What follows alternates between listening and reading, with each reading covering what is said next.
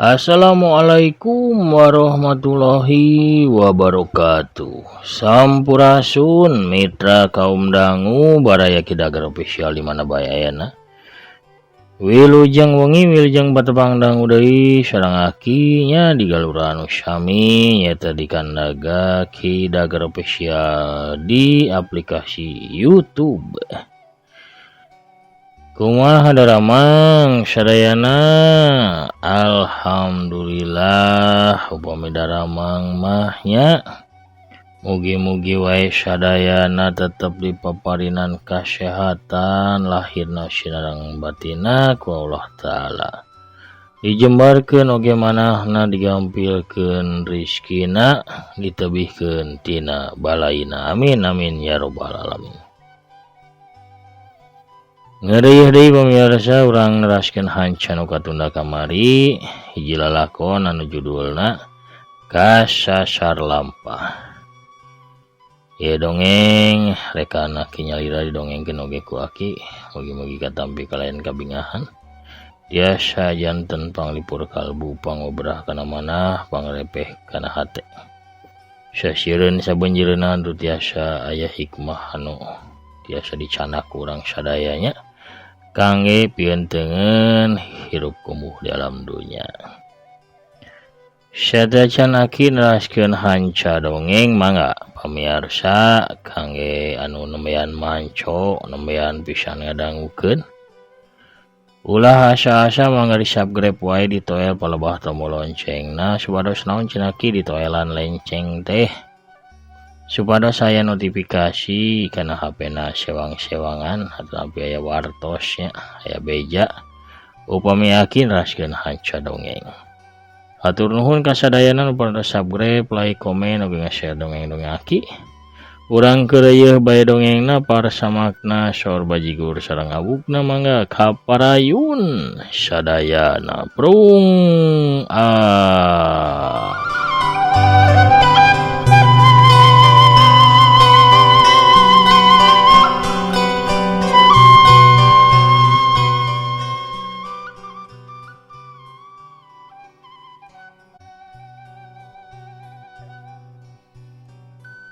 Saprak panggih deui jeung Yayat Ningrum beuki berag. Awakna lingsig deui paromana ieu mah bear marah mae.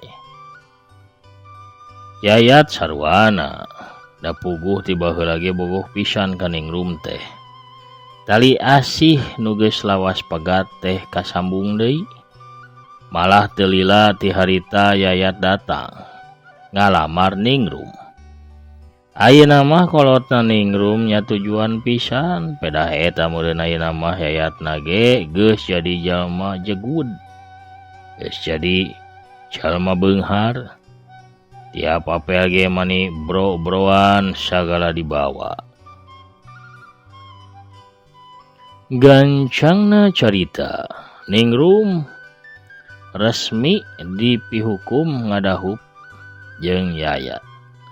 Diboyong ka komplek elit Nusa Hijau di wewengkon Pasar Atas Cimahi. Rumah tanggana teu kurang naon-naon sabab sagala bisa kacumponan.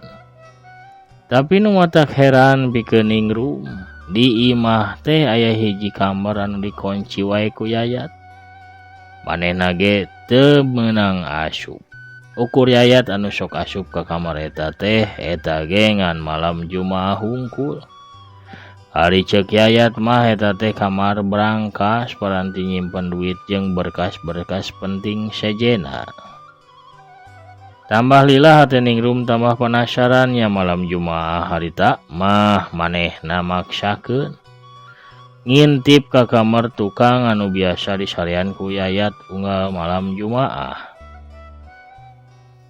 Ningrum keluar di kamarna lieu kana jam dingding anu ngadaplok dina tembok. Jarum ponokna geus nunjuk kana angka 12 ari nu panjangna kana angka 6. Ningrum lempang lalaunan muru ka kamar tukang nakarak ge tilu lengkah hari gelebug teh seor. Angin badag datang keak-keak sora koreak dina suhunan. Blik-blik-blik sora nu lempang muru ka kamar tukang. Tapi kuningrum teu katempo jirimna. Sanajan bulu punuk geus ngawid-wid. Tapi ningrum maksakeun ngalengkahkeun sukuna muru ka kamar tukang. Ti jauh ge kadenge sora ranjang ting raket bari sora salakina nu has-hesos bangun keur milampah serong jeung nu sejen. Kasieun dina hate ningrum leungit kalinih ku rasa curiga jeung timuru anu ngagedur minuhan dadana. Tapi kahareupan to kamar. Ningrum nyurung panto tapi panto teh geuning dikunci di jero. Ningrum tuluy dongko maksudna mah rek noong tina liang kunci nari breh teh katempo. Salakina keur ngagulang gaper hiji makhluk anu dina tetempoan ningrum mah mani matak pikasieun. Wujudna teh awakna jangkung badag buluan kulitna hejo kukuna rangwas hari beungeutna nyeples buta dina lalakon bawayangan. Panonna bolotot irungna gede namru ari bibir kanal kadeplik bari rentul pinuh ku sihung. Nampok kitu koceak bae ningrum ngajerit bari bereng-bereng lumpat asup ka jero kamarna.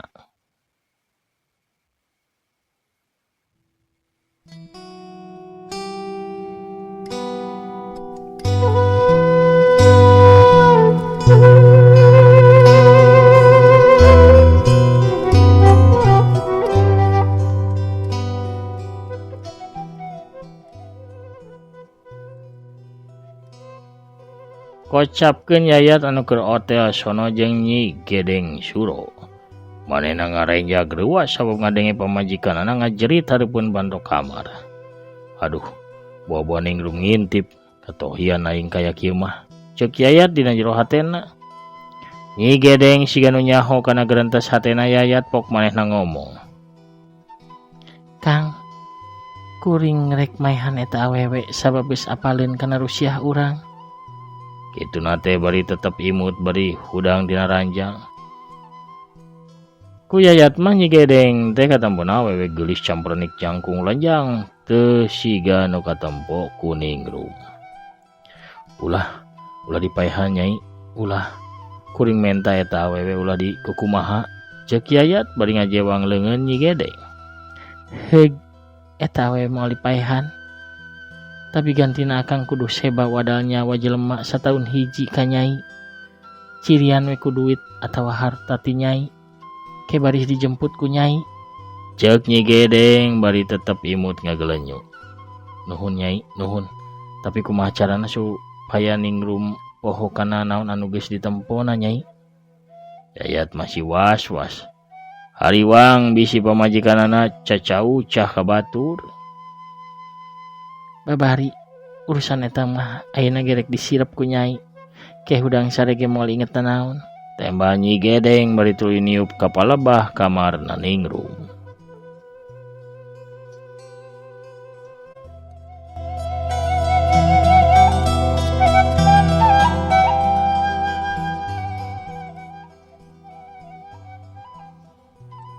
Di jero kamar ningrum keur nyegruk ceurik nyeuh kana risbang. Hiliwir teh aya angin leutik ngahiliwir nebakana awak ningrum. Dadak sakala atuh panon ningrum cepel, maneh hese pikeun dibeuntakeunana. Reup teu karasa deui ningrum sare di sisi risbang. Di kamar tukang Nyi Gedeng nyikikik seuri tuluy ngagabruk ka Yayat nuluykeun hancana nu tadi kapegat.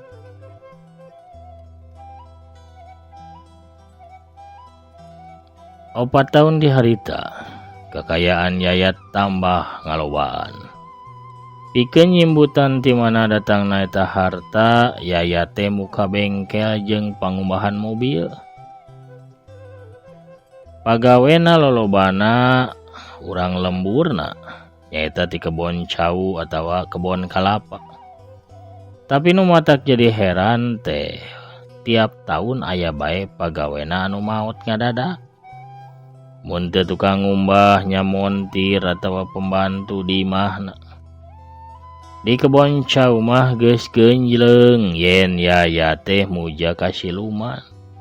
Sabab wargana geus 3 anu maot ngadadak saprak digawe di bengkelna Yayat.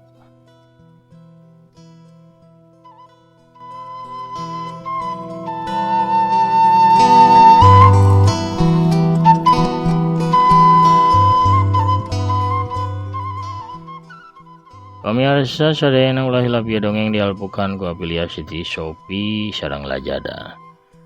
Kanca wargi Kidagar official anu resep ulah galeuh online-nya di aplikasi Shopee atau nepi Lazada, mangga ulah galeuhna tiasa ngalangkuan produk-produk dipajang di dongeng Aki.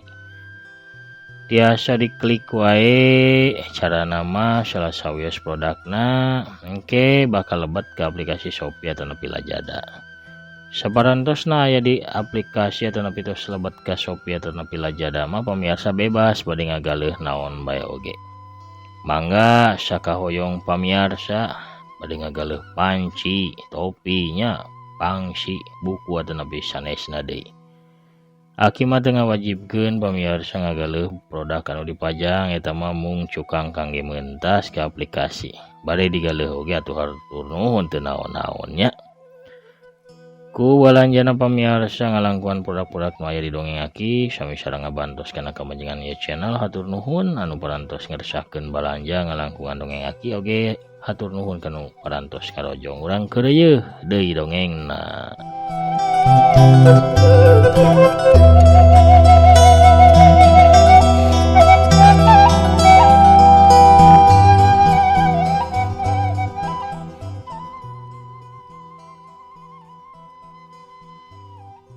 Kosim ngaranna manehna geus 2 tahun digawe di imahna Yayat jadi tukang kebon. Kosim teh ngarasasieun dina hatena sabab batur-baturna geus 3 urang anu maot ngadadak jeung sakabehna ge gawe di Yayat. Aduh waboh tahun ayeuna mah yeuh bagian aing anu disewakeun teh yeuh. Sabab yakin dunungan teh muja kabuta. Si Kusro ge maotna saprak isukna teu pubugu menang hadiah duit gede ti juragan Yayat. Pentingna teh ngadadak maot bari mah panonna buncelik letah nanglel. Kawasan nu manggi kasieun nu pohara. Aing rek minta tulung we ka Ustad datang kaya kieu carana mah. Mikir nepi ka palebadinya Kosim teh gilig rek ngadatangan Ustad datang pikeun menta bong bolongan. Sorena Kosim bebeja ka Yayat jen arek balik heula ka kebon cau. Alasana rek naong heula budak cenah. Yayat teu curiga naon-naon manehna ngidinan Kosim malah bari mere duit. Tasim duit bawa lumayan keur jajan budaknya. Cek Yayat bari ngasongkeun duit 2 lambar 10 ribuan. Ku Kosim ditampanan manehna teu curiga ari ukur mere sakitu mah sabab jenat si Kusro anu ngadadak maot mah dibere duitna tepi ka 500 ribuna.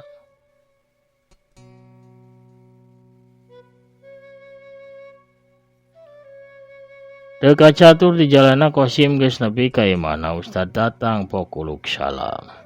Assalamualaikum. Waalaikumsalam. Ti jero imah aya nu nembalan. Geuning, Kosim, aya naon Sim? Ya padu ka dieu ka jero. Ustad datang ngahiap Kosim. Sanggan asup ka jero imah. Kosim asup ka ruang tamu. Sanggeus salaman gek diuk dina kursi hareupeun Ustad datang.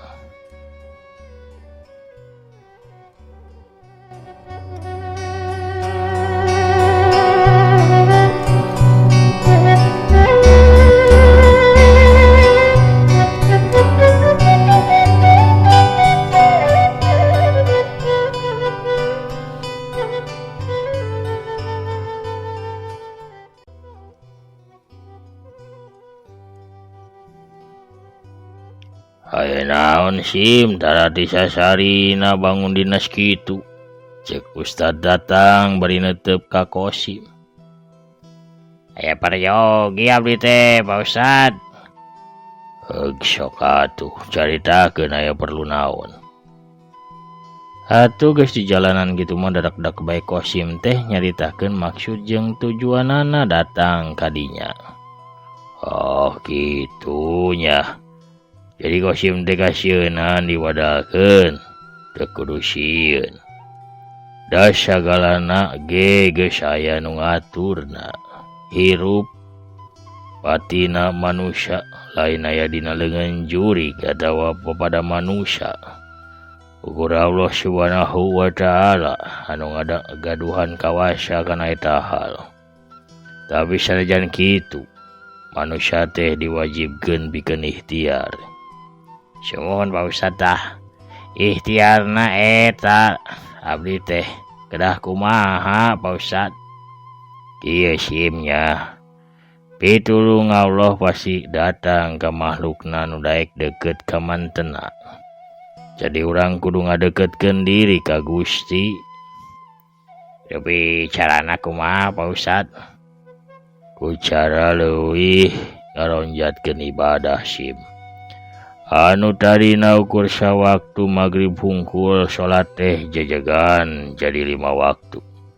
Nu tadina geus salam langsung leos atuh ayeuna mah tambahan ku wirid atawa doa najan ukur 5 menit. Ibadah sunahna jalankeun model tahajud atawa puasa Senin Kemis. Kosim ukur unggut-unggutan rumasa manehna mah salat teh sok belang betong. Kieu we sim hafalkeun surah Al-Jin nya. Ke di mana aya juri ganu datang bacakeun eta surah. Tah ulah poho lamun Kosim ngadadak dibere duit loba ku dunungan. Bejaan ka dieu ka Pak Ustad, ke ku bapak dianjangan ka imah Kosim. Ya syukur-syukur teu aya naon-naon. Cek Ustad Tatang bari nepak tak-takna Kosim.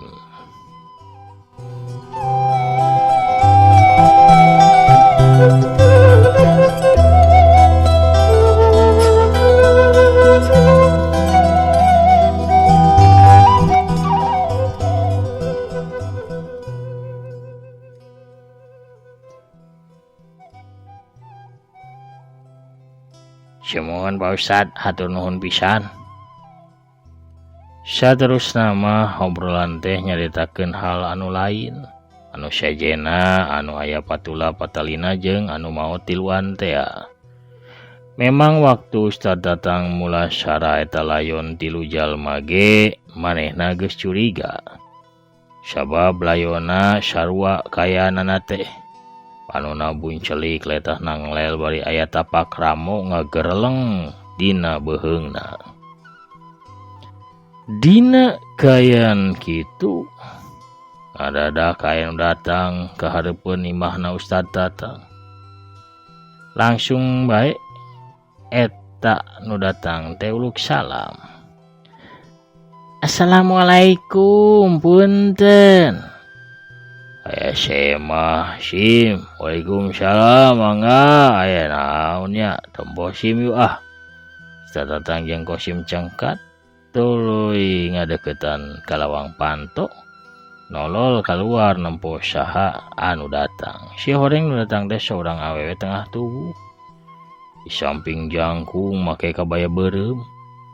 Leungeun kencana ngelek boboko. Sedangkeun leungeun katuhuna nyakla nyiru anu disuhun dina luhur sirahna. Euleuh geuning aya eta Mang Kosim di dieu. Deh sakantenan we nya ieu. Ieu mah ibi mah bade ieu nawiskeun biasa ngider ieu awug. Mumpung hanet keneh karesep Pak Ustad tah. Amis raos kareueut matak dedeyeun awug ibi mah tah ieu kukurawuna di kalapaan hanet keneh sami raos ieu karesep Mang Kosim tah kukurawu sok atuh. Mangga dibarorong. Deh. Pohara pemirsa ya. Bujang norojol bisarwitina nya. Kudongkapna bisarwiti urang cekapkeun heula atuh nya dongengna dugi ka dieu.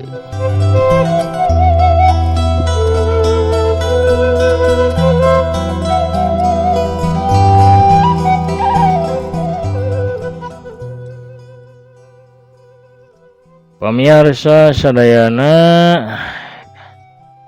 lalampahan Yayat dalakon kasasar lampah bagian kagenep cag urang teuneun heula di handeuleum sieum gesan sampeureun urang tunda di hanjuang siang gesan aleun Urang sampur deing ke pamirsa di bagian anu salajengna, mugi-mugi daya halangan harungannya enjing ge tiasa dipedar deui. Atur nuhun ka sadayana pamirsa anu parantos satya ngantosan satya manco. Satya teras ngarojong kana pedaran-pedaran nungeng aki atur nuhun pisan, mugi-mugi sadayana nya tetep aya dina kabahagiaan. Aya dina kalancaran segala rupi urusan, oge ditebihkeun dina mara bahayanya, aya dina kabaluyan kasinugrahan. Amin amin. Salam ka sadayana para mancowor salam dunya anu mika mumetkeun dongeng cinta anu kana dongeng Sunda nya. Di mana bae ayana salam pangwanoh ti aki, salam oge kangge sadayana nya. Mugi-mugi atuh sarukses lancar segala rupina. Amin. Pamirsa sakitu heula pangitu nu kapihatur, pangieu aki nami tungkur heula. Assalamualaikum warahmatullahi wabarakatuh. Permios cagah hanca.